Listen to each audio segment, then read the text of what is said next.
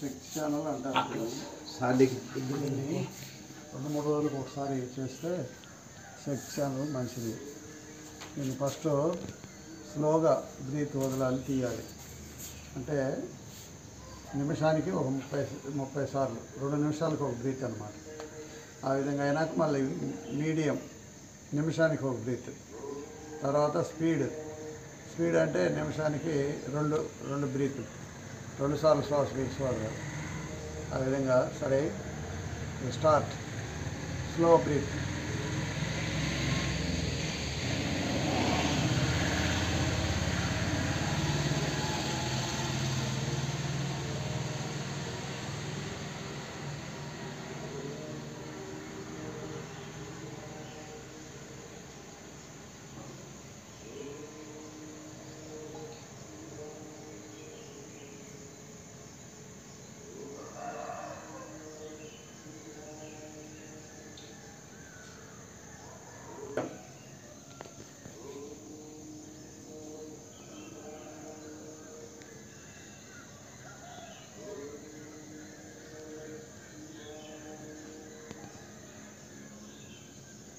Speed అన్నమాట. Change.